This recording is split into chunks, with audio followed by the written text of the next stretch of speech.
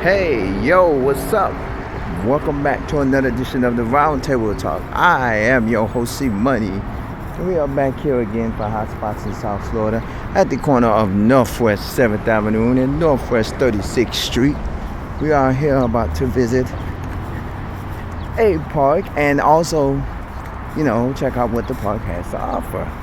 And I have to go walk on the grass because over here when it rains it gets very badly with bad weather. And this, I've been over here where cars, they rush through here and they be splashing people and there's a bus stop right there, things like that, so you gotta take heed. We are now coming to Moore Park. Now Moore Park, this is a park that is west of the Jose Milton Park that we visited earlier, and it also sits on the same expressway, which is the 112 expressway, which you see here right north of this park, because you can see the expressway from here if you can. If not, this is the Moore Park Ash Butchholz Tennis Center, which is dedicated to Arthur Ashe and somebody else. I don't know how to pronounce the name, but we're gonna walk around the park and check out the few amenities of the park. We're gonna start this way. Now, as I say, this park sits at Northwest, on not exactly on the corner, but off of Northwest 36th Street and Northwest 7th Avenue. Because on the corner of 36th Street and 7th Avenue, there is a firehouse station that sits there, and next to the firehouse is the park. But you can say that this park is basically on the corner. Now see, this is the overpass going to I-95, because this is where I-95 and the 112/I-195 expressway meets and connects. So you do have it where you're connecting with I-95 here, because that is I-95 right there, and this is the 112, which I said if you're on the east side near Jose Milton Park, it is the I-195. And so this is the tennis center over here. Now this is a very popular park because a lot of people do come out here, they play tennis, they come out here. The football field is a great running area, because the football field also has a running track around the football field. So when you go through around the football field, which you're probably going to see in the video, they have an area that, they have a track around the football field where you can run or jog or do exercise. And as you can see, they have a little bit of exercising equipment throughout the park. But this is the same. It's right off of, if you was to go to Jose Milton Park, which is off of Northeast 6th Avenue and Northeast 39th Street, this is 36th Street. So technically you're west of Jose Milton Park. It's just that you're on the northwest section instead of the northeast section of the park. Now we're gonna try to go and get a little bit of back in the park. I'm gonna go this way because I want to give you the other area of the park. This is the baseball field. It's relatively small. It only has one little baseball area, and most parks have like at least two baseball areas. But here I see they have a few kids out here that's probably learning how to play tennis. I played tennis one time. Sadly, it was recently, and it was with my friends when we did a friendcation with my friends in Orlando. And of course, at Star Island Resort, I actually played tennis with my friends. We played for about a good 10-15 minutes, maybe longer, I don't remember, but we played tennis.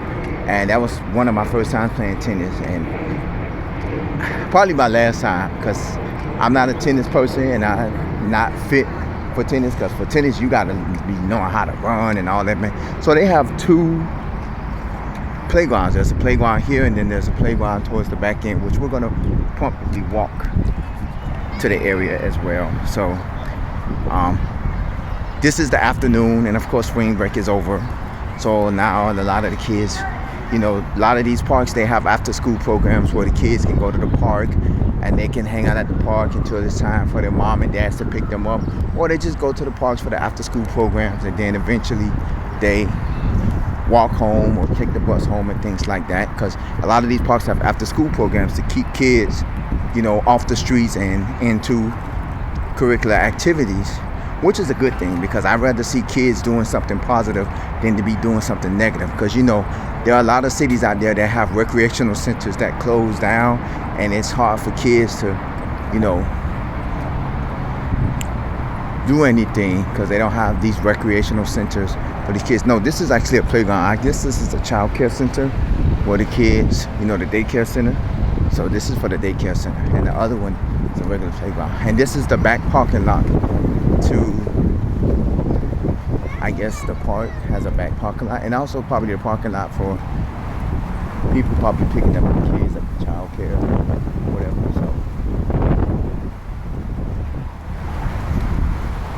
So we're gonna come over here, and of course they have a football field.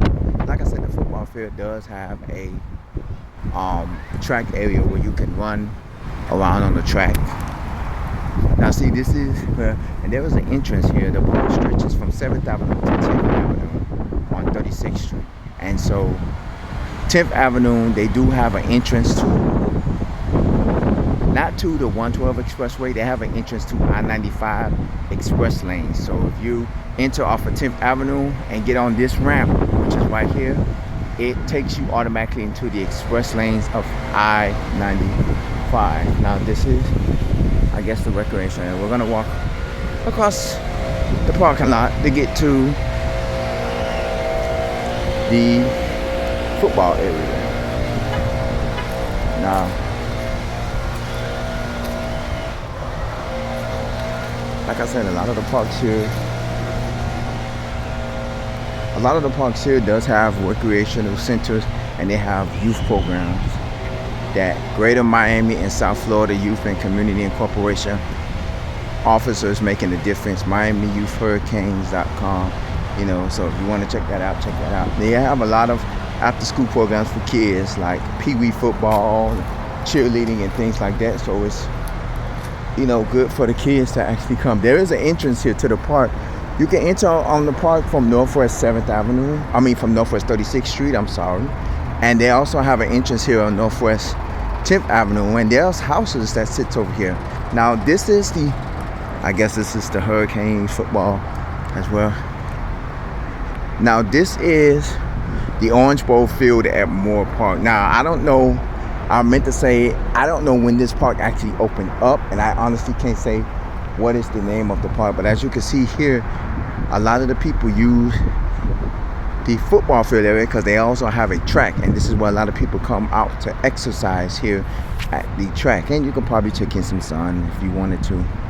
Protect yourself. Sunflower seeds, no food, no drinks, no tobaccos, no glass, no chewing gum, no smoking, no driving, stakes, no fireworks, no metal cleats. Okay, so,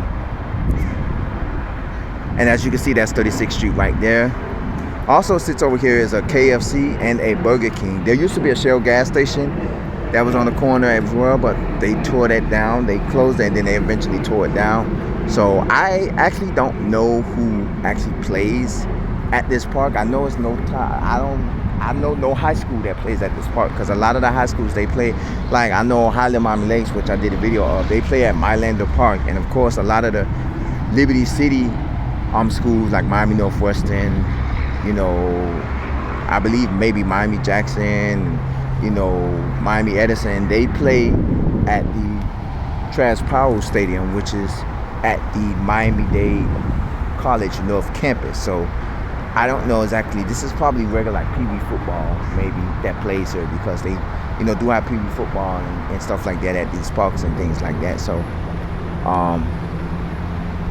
let's walk down a little bit. We're gonna walk down this way. We're gonna check out a little bit of the area and get more of this area. Now this is a parking lot. Now I can't tell you have I ever been to this park, but this is my first time actually doing a walkthrough for years, because I haven't been. If I've ever been to this park, it's been a minute since I've been to this park, because I don't too much.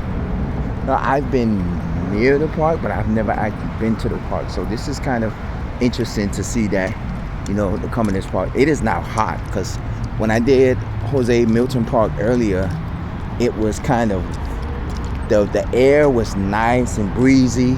Now it is hot. It ain't even raining, and it was only sprinkling. So now it is, burning hot. Oh, this is the actual entrance to there. The other entrance was just a little crack, but this is the actual entrance. But this is a side entrance, and I believe this right here is the water. I don't know what this is. This is probably like the water plant. Like the water and sewer, little buildings. I don't know what this actually is. If you do know, commenting. This has always been here, and this is a house. So this is a house that sits here on the corner, and you turn here and you go up this ramp. I'm gonna see the car go up the ramp. Gonna see the car go up the ramp. Stuff like that. Now, like I said, this is a popular park for a lot of exercisers because they like to come out here and they run the track. They do it at several other parks as well, but this is one of the few parks because this is like this is the Attapata area, and this is the borderline of Attapata.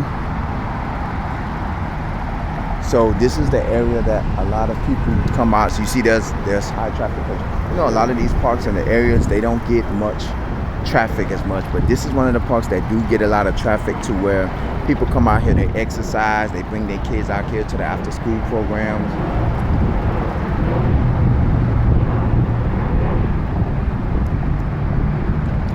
Sorry, y'all, I'm drinking the water. And they come out here and they, run the tracks. You see there's a little Miami-Dade Parks little van that got kids in it.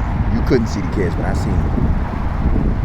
And this stuff. Now we're gonna walk back over because I want to catch a glimpse of some of the areas where the park. This park may look big in theory, but if you walk around this park, it take you about a 10-minute walk, depending on how you do it. So this park is not that bad. So it's not a big park. It's just a football field and everything makes it looks big, but this is nothing. So this is the running area. This is where people, if you want to practice football, you can practice football here. It's kind of interesting because a lot of these parks, they don't really allow people to be on the football field. Like certain parks like Gwen Cherry, I did an episode of Gwen Cherry. Their football field is actually gated up, so you can't actually go on their football field, even though their track area is not connected to the football field. Their track area is towards the back, near the basketball courts. So for this, they actually allow people on the field, and they actually allow people here to run the little track area, which is interesting because I kind of like it. I used to exercise a little bit, at one of the parks, Pace Park. I don't know if I did an episode at Pace Park, and I used to, when I stayed not too far and from the area, I always used to go to Pace Park, and I used to exercise at night because I felt like nighttime exercise is a little bit more better. It's more cooler at night. It's more calmer.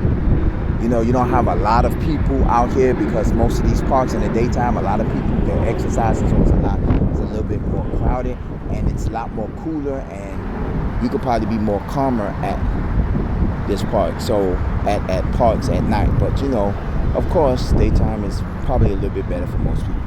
So this is the running area. So now we're gonna go and we're gonna walk back over to the other area and take the other areas of the park. Now, as well as this park, like I said, there are several parks that you can intake in the areas, because a lot of these parks, they have programs, and even if they don't have programs, people just come out here for exercising and things like that. This is one of the great places that they do come to exercise and come out here to enjoy, because people want to enjoy, extracurricular activities and want to enjoy being a fitness person. Now, I don't know what programs they offer here. I mean, you'll have to go online and check the City of Miami parks. This is not a county park, by the way. This is a city park. So this is owned by the city of Miami because there are several parks, like Gwen Cherry is a county park, you know. So there's parks here that are, see, this is a city park, so you have to check the city on, see what services they have at these parks. You know, I'm not the one to go in and say, hey, what services do you have? You know, I don't have a kid or a child or anybody of that nature that, you know, I can go and ask questions about. No, but if you want to know about these, even in your local area, if you have kids and you want to get them involved in extracurricular activities, which I think is a good thing, you know, don't be afraid to check out these, you know, activities here at the parks and get your kids involved. You know, I would love to see a lot of kids get involved in extracurricular activities to where it gets the kids more interested in, you know, things other than staying at home and playing on video games online. And that's all you do, go home, do homework, then get online and play Call of Duty or, you know, things like that online to, you know, things like that. So this says concessions and this says restroom. So this has a concession stand. Like most parks, they do have a concession stand, but like most parks, they're probably not always open. But oh my God, this walkway is full of leaves. I'm guessing the guy was doing the leaf blower earlier in the video. He blew all the leaves over here, so he's probably gonna be picking them up and he had to block this parking space, which is authorized city vehicles anyway, to where they probably gonna pick up, because you know the trees fall from this leaf. So yeah, this is the restrooms and this is the concession stand. So whenever I guess they have a game here, they use the concession stand. And this is the entrance to the Orange Bowl field, which is open. They probably finna have to do football practice because the man I see he bringing out the water and stuff. So they probably finna have a practice at the football field, Moore Park Orange Bowl field. So, yeah.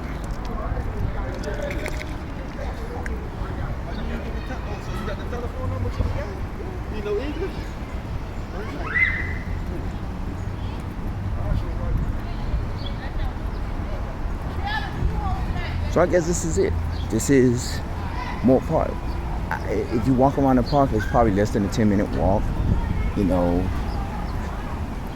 if you're an exercising person, this is a park that you would want to consider. If you just want to come out here to relax, I don't think this is a relaxing park. I just think this is one of those parks where it's more for people who are relaxing. It's more for people who are into, you know, getting in shape, getting fit, because, you know, I don't think they have a gym here like most parks, but I think they have, you know, where you can come out and exercise and enjoy the park, you know, enjoy, you know, things like that. They have exercise equipment and things like that. They have a baseball field, they have a football field, they have a basketball court. I've seen a lot of people that come out here for tennis. I think that's the tennis building right there. No, actually, no, the tennis building is right there, the Ash building, but I don't know what this is for. I don't know exactly what's that for. So I'm gonna go over here to this pavilion. I'll sit down and then we're gonna wrap this show up. So this is Moore Park. Like I said, this is Northwest 36th Street and Northwest 7th Avenue, and it stretches from 7th Avenue to 10th Avenue along 36th Street. There's a Burger King across the street, which is, if you saw earlier in the video, I don't know if I showed a picture of it, that is the Burger King that's supposedly, I don't know if it still is, it's owned by Magic Johnson, because he owns several Burger Kings here down here.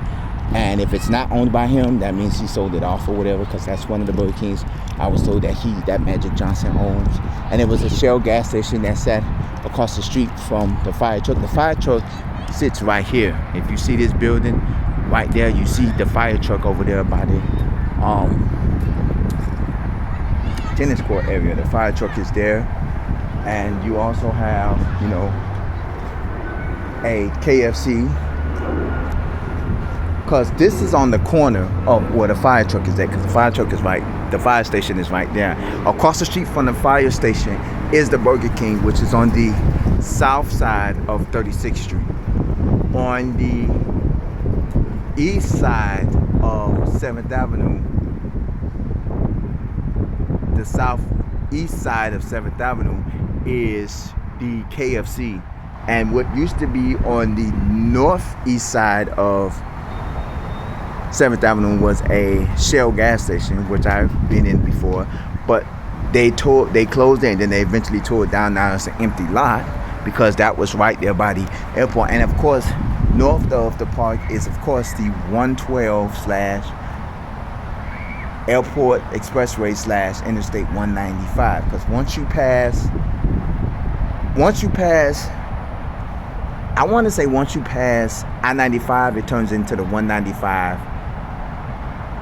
interstate going east, and coming west passing I-95, it turns into the 112 Airport Expressway. And the reason why they call it the Airport Expressway is because once you pass 37th Avenue and once you come up to 42nd Avenue on the west side, it automatically terminates the expressway. The expressway, you either going south on 42nd Avenue, which is also Lejeune Road, or you're going north on 42nd Avenue, Lejeune Road, or you're getting off and going on Okeechobee Road, which is US 27, which is a highway that takes you all the way up north to God knows where. So that's why they call it the Airport Expressway, because it terminates at the airport, you know. And they also have a lane where you can exit to go straight to the airport without getting off at 42nd Avenue. Then you got to go around. They also have a lane that goes straight to the airport. But yeah, it terminates at the airport because that expressway is not a big expressway. Now, the one question that always gets me is the naming of the expressways, because this is the expressway, it is called the Interstate 195. And from my understanding, interstate highways is highways that are connected to different states. Like I-95 connects you from Miami all the way to New York. 195, because there are 3 interstates down in South Florida that doesn't connect to other states. One of them is is an interstate. This is okay. There's one further south here that's called Interstate 395. Interstate 395 is similar to this one, but it stretches out. It starts in Miami Beach, and once you pass I believe once you pass 7th Avenue, because there is no exit here off of 7th Avenue, but once you pass 7th Avenue, it becomes the 836 Expressway, and it stretches all the way out into the Florida Turnpike, which is near Dolphin Mall, which is west of here. This one terminates, no, that one, 836 slash Interstate 395, which is also called the Dolphin Expressway, it terminates at the Turnpike, which is near Dolphin Mall, which is west. This one, which is the 112 and the Airport Expressway slash Interstate 195, terminates at the airport, near the airport. And there was one in Broward called the I-595, which I believe terminates around the Florida Turnpike as well, and it goes all the way west, all the way out to, I believe, the airport in the Port of Miami, if I'm not mistaken, because I know it's near the airport, Fort Lauderdale Hollywood International Airport, and it terminates I think west out by the Florida Turnpike. So, but those 3, the I-90, the I-595, the I-395, and the I-195, there's a Broward Express bus right there. The I-595, the I-395, and the I-195 does not connect to none of the interstate, none of the states. It's like a east-west expressway.